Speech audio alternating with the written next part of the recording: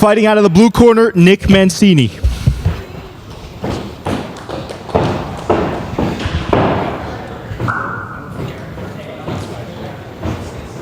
We did too.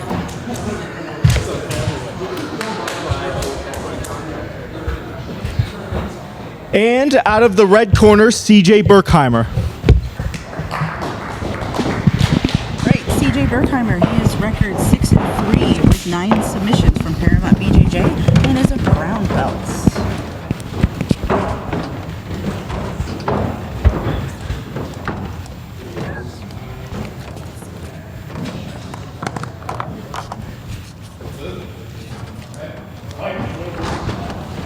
Right, here we go, Nick Mancini versus CJ Berkheimer.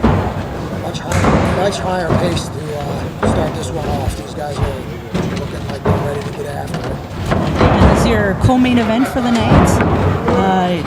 These guys have actually had matches against each other before, so looks like Nick, he's went for the takedown. Looks like he's trying to go for a leg lock.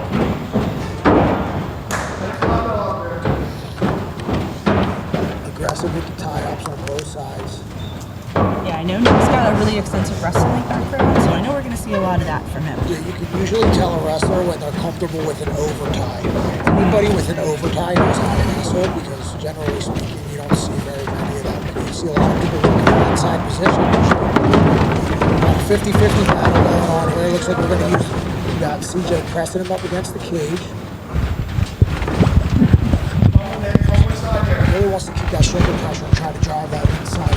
Really looks like we're going to go for a trip here. Also back take. One hook in, and he's using that heavy Gracie hook there. Very nice. Failed back take results right in a nice clean mount.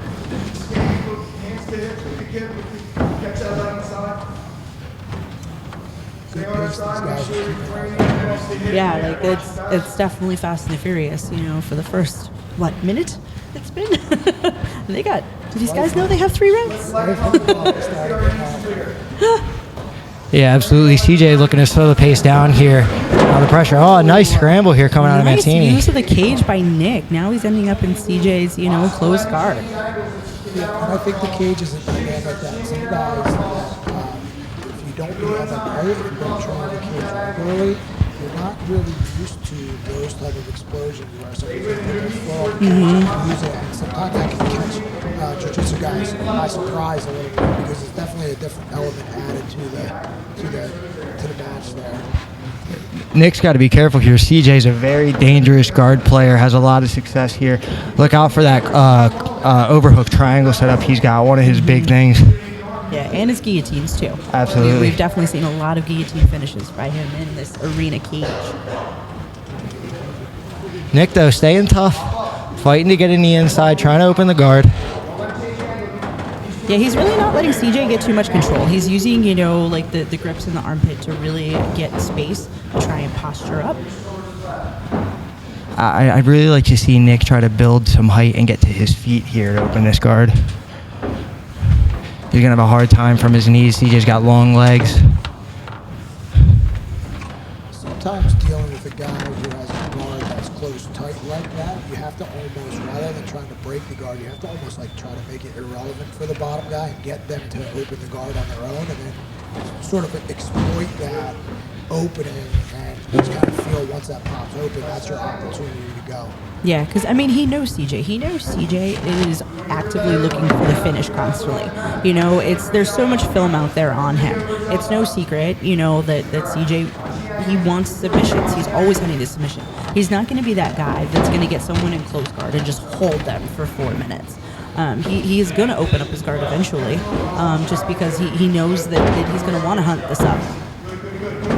And I don't know if you guys touched on it before I got over here, but these two do have a history. They have a match at the Riverfront We Defy charity event a little bit ago, maybe almost a year ago. It was a really close match, came down to decision. I believe CJ won.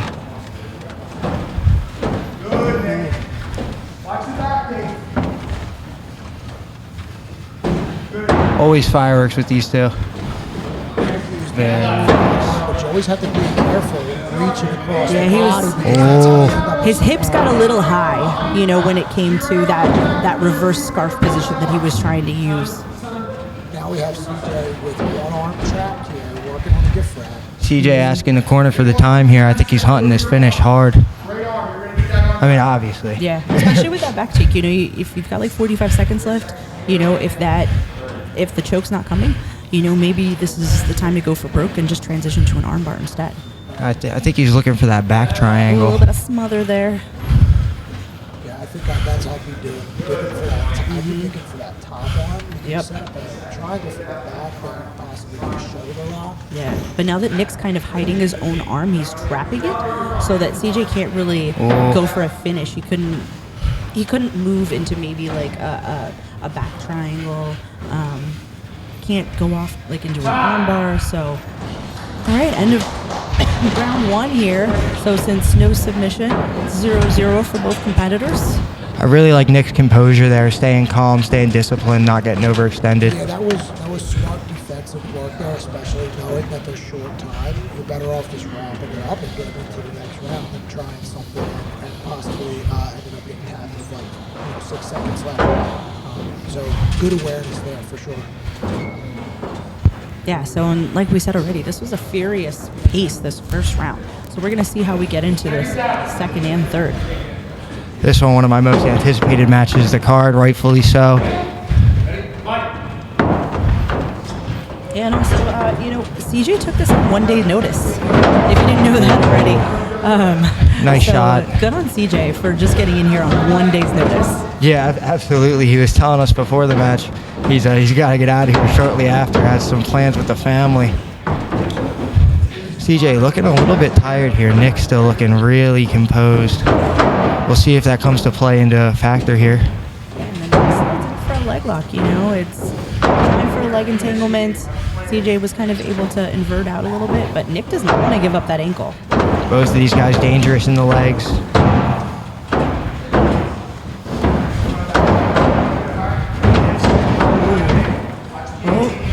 Looks like we got a little bit of a guillotine set up here. Man, I could watch these two all day. Right? I'm loving this action so far. And you also see both guys, they're perfectly comfortable, top or bottom position. Absolutely. Very well rounded are both guys. Looks like we're seeing a little bit of an Aoki lock from Nick. Wasn't able to secure the rest of the leg to finish that though.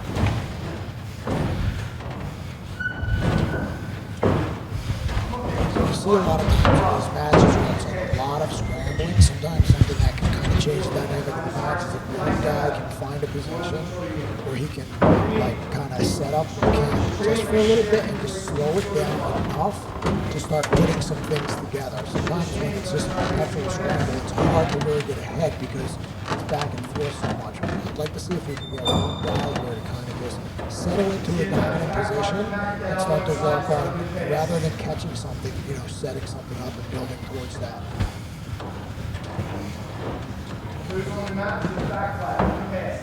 Nick's starting to breathe a little heavier now. I think he's starting to feel it as well. CJ's doing a good job going between that shoulder frame and then looking to go underneath that arm. He's trying to set up That cross post underhook dilemma.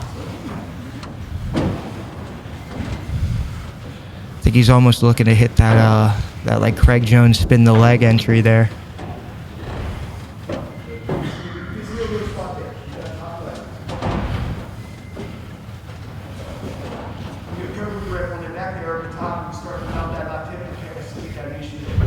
I think we're going to see Nick start to hunt the head here a little bit if he's not feeling the passing going so well for him.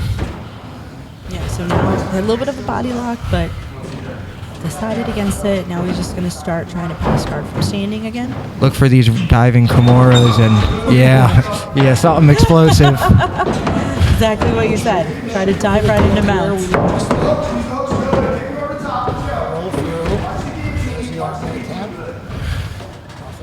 Man, these guys just don't stop. Yeah, you see, Nick's really trying to initiate these scrambles.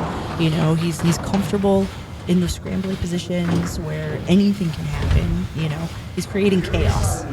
Yeah, absolutely, and I think you see a little bit of a juxtaposition between the two games, whereas CJ's got a very isometric game looking to restrict movement, and Nick, as we can see, he's all about that explosive movement, being dynamic through positions.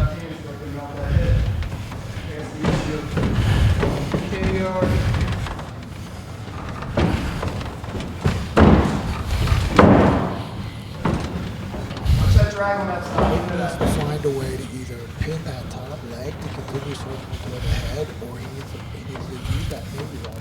He keeps thinking about it. He's not actually doing it. If he can shoot that through and get on top of the leg, he can start to spin off of that as well. But he's got to get on top of that left leg. CJ. Yeah, it's hard to address that leg because CJ kind of he's moving from knee shields into also the half butterfly. So he's just making Nick have to do something about it. Has to kill it in some kind of way before he really looks to pass. Well, looks like he's going for a toe hold.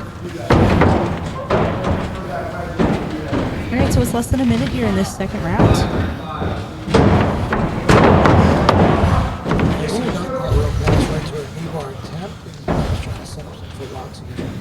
Looks like CJ has the knee line on the counter.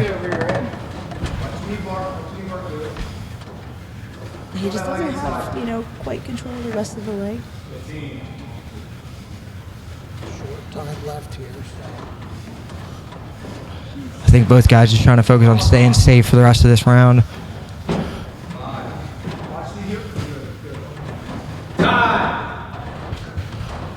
Wow, through two. I think more of what we had from the first is very high pace. Just a very eventful round. Yeah. No scoring for either guy. And I think that's something that is super interesting to me about this format is 3 5-minute rounds, but it's not like MMA where you're not exactly sure where you're standing. With this, you know exactly where you're at. You know exactly what you need to do. And that takes some of the guesswork out for the competitors. And I think that's a nice little tweak that they made to the rule set there. Yeah, exactly. So this Series 14, this is the first time we're using the rule where if you go 3 rounds without a submission, there is no overtime. You have to earn your way to get into overtime. So it just ends up being a draw. So they know this could potentially be their last round if neither of them gets a submission.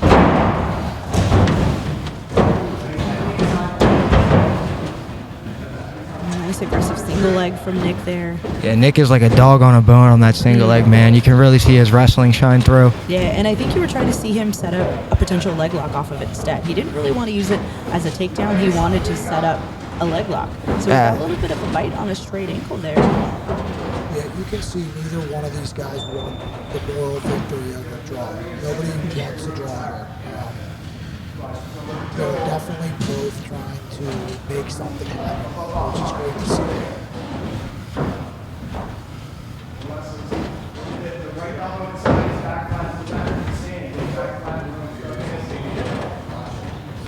Double wrist control, he's going to try to pull that in from leg over.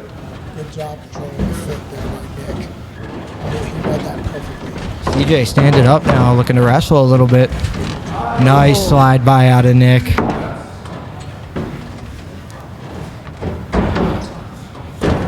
Almost into the saddle here. Can he connect? He's looking to collect that knee line. Oh, He's got the knee. CJ staying calm here. And he's got that double outside Ashu. Let's see if he can get, a little bit of that exposure to the heel there. Very CJ nice. Roll right out of that. Beautiful escape by CJ.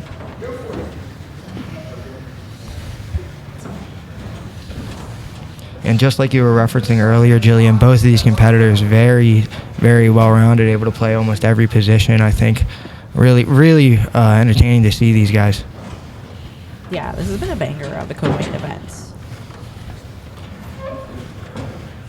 I am almost kind of sad that we got rid of the overtime rule at this point. I could watch many more rounds of these guys. This is one of the few cases where it's like, yeah, I do want to see you guys go for 25 minutes. Because, yeah, this has been a back-and-forth battle, It hasn't been one-sided at all. Both of these guys are, they're hunting for everything, top and bottom. Absolutely, and this being a sub only, if we don't see a submission here in this round, it will be a draw. But I don't think we could say if there was a referee's decision, it would definitively go either way. Both guys had a lot of good things to show today. Yeah, and we don't know about, like we said, CJ took this on 1 day's notice. You don't know what he's feeling this third round and how fatigued he might be.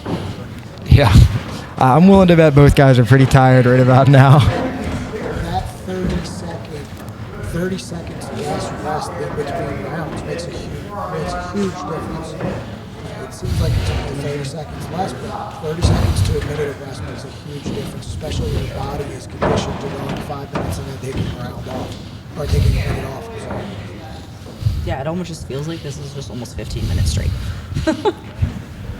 And it's curious also too. It can kind of play tricks on you where you're at in terms of the score in the match, how that 30 seconds feels for you. Sometimes, if you're up, it might feel super short, or if you're down, it might feel like you're sitting there for an hour, just waiting to get your chance to go back again.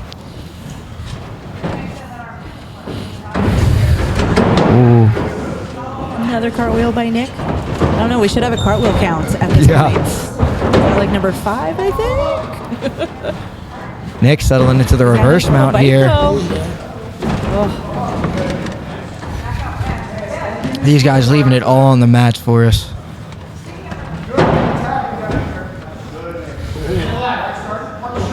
We got 1 minute left. Looks like he's in like a 3/4 mount. Doesn't quite have a full mount, but he's still trying to attack one of CJ's arms. Like almost like an Americana. It looks like he's. I think he was going to set up for a instead. Heavy pressure here from Nick. Like a little bit of a smother. Oh.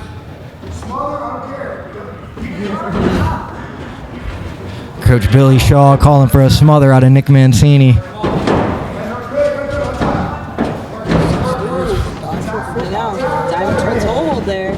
He's got it. Ooh, CJ's wincing. CJ won't tap to that. Yeah, he's got his legs a little straight, trying to kick off the grip there.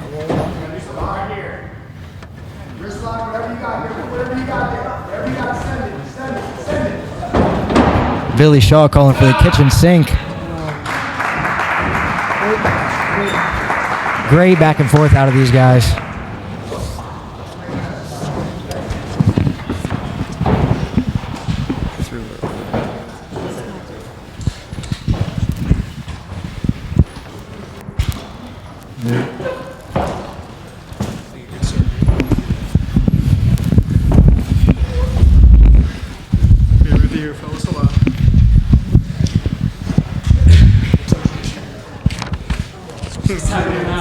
Yeah, right? It's time or not.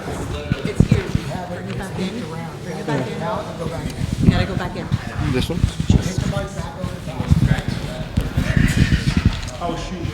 It's, I see what's happening. Fucking hell. I know. After 3 rounds of non-stop action, this bout has been declared a draw.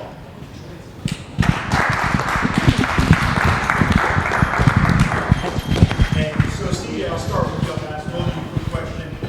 Nick, very athletic, going for a lot of single legs. It's very explosive to see. Was that the Nick that you prepared for when you're riding tape, or was there anything that kind of surprised you about what you saw?